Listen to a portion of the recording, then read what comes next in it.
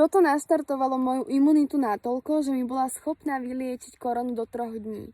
Symptómy ako absolútna vyčerpanosť, malátnosť, bolesť svalstva som si dokázala odstrániť tak, že som nadstavila správne dávkovanie tých správnych antibiotík. Tie antibiotika boli ale priamo z prírody. Už v prvý deň som začala konzumovať vo vysokých dávkach kvalitnú chlorelu, asi 200, 300, 400 tabletiek denne a popíjať kvalitný zelený jačmeň počas celého dňa. Prvý deň som necítila žiadnu zmenu.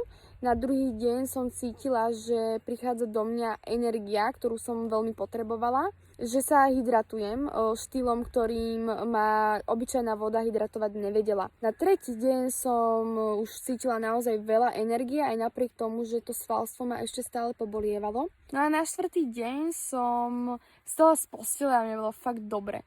Cítila som sa plná energie, bolesť svalstva úplne odišla a zistila som, že som úplne zdravá. O to viac som bola šťastnejšia, keď som si tak uvedomila, že za tie 3 dni som si nedala ani jednu tabletku na potlačenie nejakej bolesti alebo potlačenie akýchkoľvek symptómov. Som veľmi vďačná za túto skúsenosť, pretože som zistila, že mám dočinenia s niečím, čo naozaj funguje.